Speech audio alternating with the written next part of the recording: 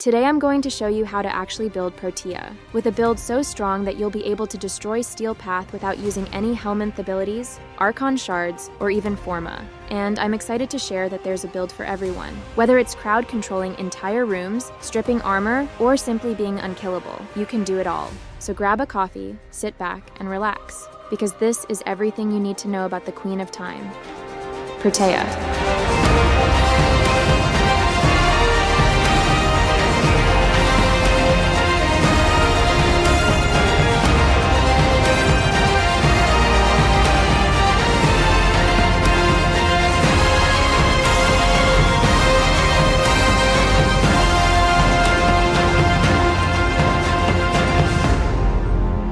You'll be able to easily replicate what you just saw by the end of this video, as I'm going to walk you through everything you need to know about Protea, her abilities, how she works, and also how to build her, including a way to group enemies using just the Warframe alone. But before we get into that, let's take a look at something that greatly benefits all her abilities: her passive.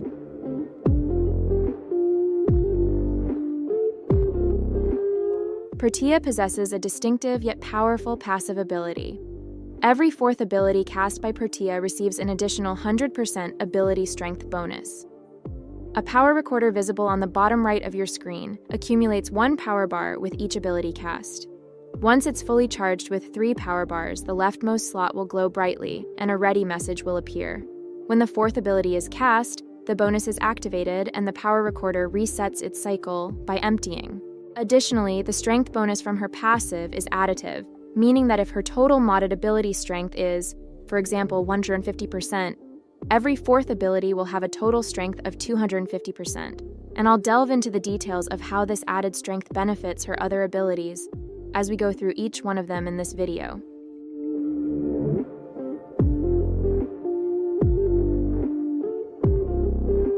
Starting off with an ability that gives her both offensive and defensive capabilities.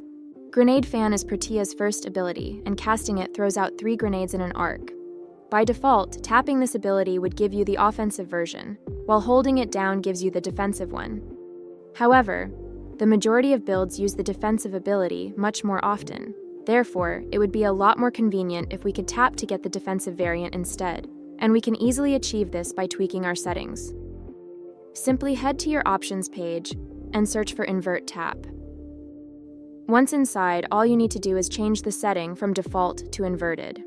And after you have her set to inverted, tapping the ability should give you the defensive version, which throws out 4 grenades instead of 3. And upon touching the ground, they transform into floating shield satellites that can be picked up by you or your allies. Here's how they work. Walking over a satellite will attach it to you, instantly restoring a portion of your shields. While it's attached, it continuously regenerates your shields up to the overshield's limit. However, if your shields drop to 0, the satellite will sacrifice itself and grant you double the usual invincibility duration. And no, you can't have more than 1 satellite attached to you at a time. However, your companions and squad mates can pick up their own satellites as well, which makes this actually quite a good support ability for your team. With that covered, let's move on to the offensive side of this ability: Shrapnel Vortex.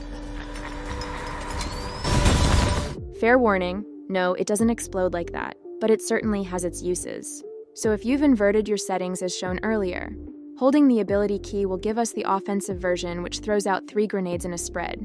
The grenades transform into a shrapnel vortex upon touching the ground. These vortexes deal damage over time and have a 100% chance to stagger enemies with every tick. They also don't require line of sight, allowing them to hit enemies even behind walls. And now that we've got the technical stuff out of the way, let's go over how to use it. The defensive version is Protea's primary tool for survivability, and because of that, we're going to be spamming it quite a lot. Furthermore, I personally like to always have a few extra shield pickups around me, as that basically makes me unkillable. But what if there are so many enemies shooting at us that spamming shields just isn't enough? That's when we switch to the offensive version for some crowd control. Just toss a few shrapnel vortexes, and the enemies will be too busy breakdancing to be shooting at us. But if the offensive grenades are used for crowd control, then how do we actually kill enemies? Well, that's where her next ability comes in handy.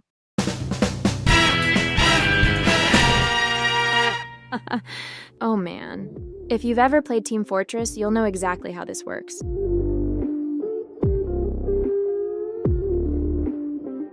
Blaze Artillery is Protea's second ability, and the way it works is fairly simple. Casting the ability will deploy a turret that shoots at enemies till the end of its duration, and you can have not only one, but 3 of these bad boys out at the same time. Furthermore, the turrets are invulnerable, which means that they cannot be destroyed by enemies. Now you're probably thinking that you can camp like this.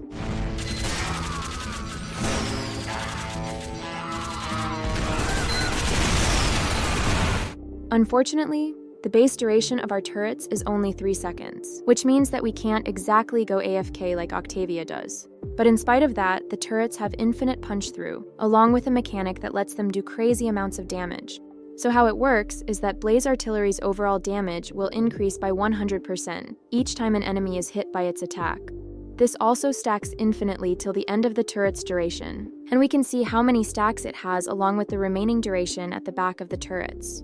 And yes, hitting multiple enemies with a single shot will give the turret multiple stacks of the buff. Couple this with its infinite punch-through, and you can see why it does so much damage. Let's also not forget that if we use the buff from her passive, that it does even more damage. Oh, and did I mention that the turrets have a 100% status chance? And if you think that's all this ability has to offer, you're mistaken, because there's another ability in her kit that makes her turrets eliminate enemies even faster. But we'll get to that soon. Because there's something important that I forgot to mention about the turrets, and it's that it unfortunately has a limited field of view, which cannot be increased even with ability range. This means that it will not be able to hit enemies that are behind it. That being said, ability range does however impact the maximum distance at which it can target and attack enemies, so we can't exactly ditch ability range altogether. And I know that was a lot to take in for just one ability, but stick with me, because I promise the next one will be much quicker to explain.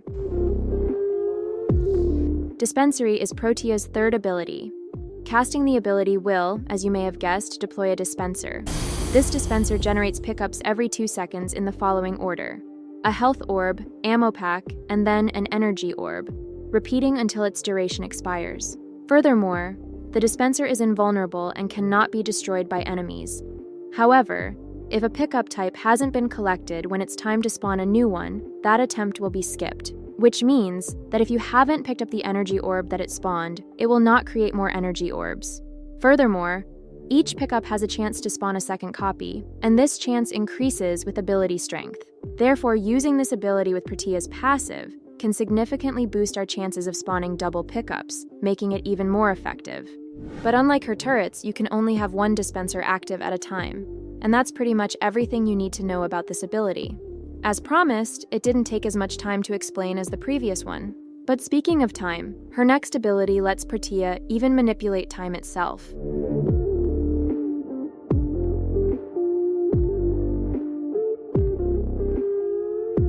Temporal Anchor is Protea's fourth ability, and casting it will drop an anchor in time.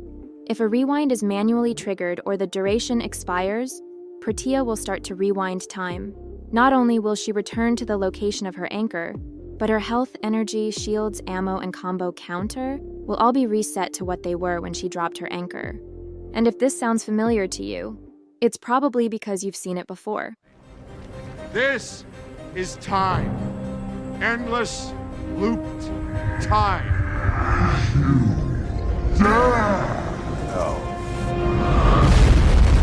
Dormammu, I've come to bargain. Dormammu! And yes, dying while an anchor is active automatically triggers a rewind, saving Protea in the process. And if you're thinking what I'm thinking, then you've probably figured out that one way to play her is to drop an anchor before spamming all our abilities and ammo, before finally rewinding time to get everything back. But there is also another way in which we could use her fourth ability, and that is by using its implosion. Now, for those unaware, an explosion has forces that goes outwards from the subject, while an implosion has forces going towards the subject, which looks a bit like this. And the reason I mention this is because Protea can actually implode and group enemies up. So while Protea's fourth ability is active, any damage dealt by her abilities or weapons will charge up her implosion. And when her rewind is triggered, she will cause an implosion, dealing all of the stored damage to enemies and at the same time pulling enemies in, before rewinding time. Something to note, however, is that the implosion will not be triggered if you didn't deal any damage while in her fourth ability.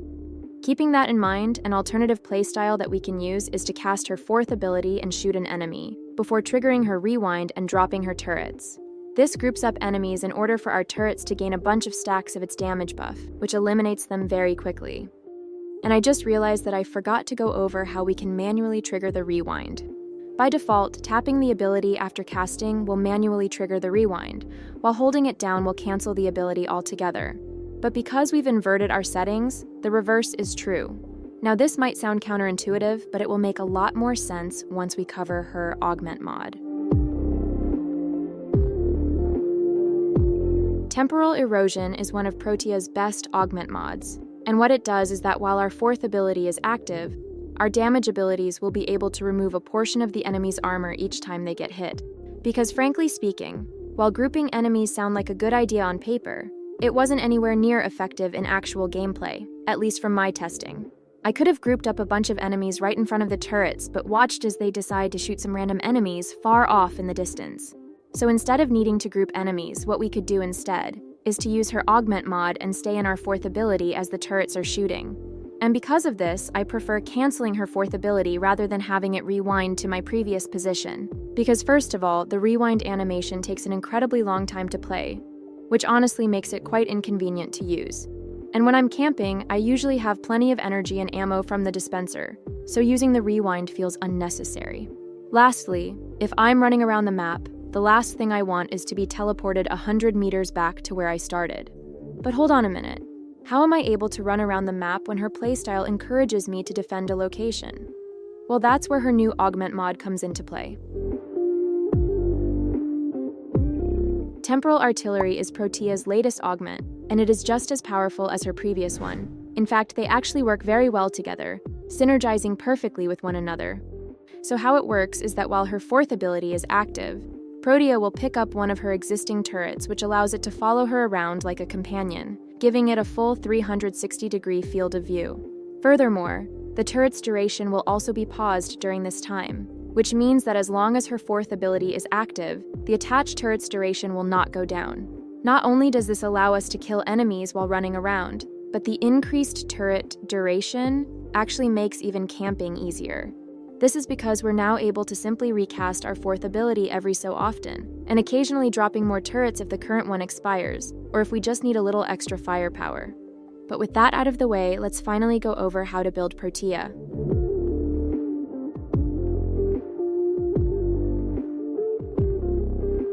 Fair warning that this section of the video will be fairly brief, as I've already covered most of the mechanics in depth during the earlier parts of the video. But without further ado, let's jump right into modding. The build we're going to use today will be a general one that can be used for both camping and running around. So for the aura slot, you can use any mod of your choice. That being said, I do not recommend using Brief Respite or any of the augur mods on Protea. This is because using them will end our enhanced shield gate duration from Shield Satellite every time we cast an ability. And a mod that I am instead going to recommend is Growing Power. This allows us to easily get an extra 25% ability strength simply by using a weapon with decent status chance. Now, arcanes are entirely optional, but these are the two that I run on almost all my builds.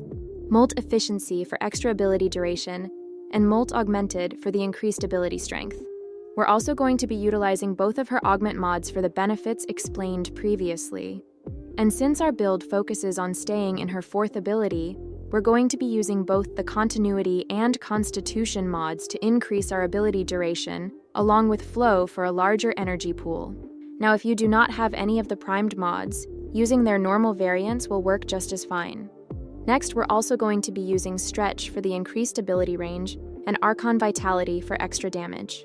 The Archon Vitality mod can be left unranked, as we're only using it for its passive effect, which makes our turrets now apply twice as many heat procs per hit, which increases our damage significantly. And for the final slot, we actually have 2 choices that we could use. But since I'm using the Zeneric Focus School, energy is not an issue for me, and I'm therefore using Umbral Intensify for its extra ability strength. But the mod that I would instead recommend would actually be Equilibrium. This not only allows us to use a focus school of our preference, but it also synergizes really well with Protea's dispenser. And before I forget, let's very quickly recap how to play Protea. We'll want to always have her 4th ability active to utilize both her augment mods and drop a turret or 2 for damage. We also stay alive by using her 1st ability to shield gate and crowd control enemies. And lastly, we use her 3rd ability for free energy orbs and ammo. And if you have a heat inherit weapon, feel free to shoot the tougher enemies with it so that your turrets deal increased damage. Now for those that are unfamiliar with what this is, a heat inherit weapon is basically one that is modded with faction and heat damage mods. And what ends up happening is that if the first heat proc on an enemy is triggered by this weapon, all subsequent heat procs on this enemy will also inherit the heat and faction damage bonuses. Meaning to say that if we shoot an enemy with our heat inherit weapon, then use her turrets, they will deal a lot more damage. And if you need a build for reference, this is the one I am using. But if you want a more agile character that's also able to use the heat inherit mechanics, then be sure to check this video out, where I guide you through everything you need to know about how to use and build Gauss. Thank you so much for watching, and I'll see you guys in the next video. ご視聴いただきありがとうございました。さようなら。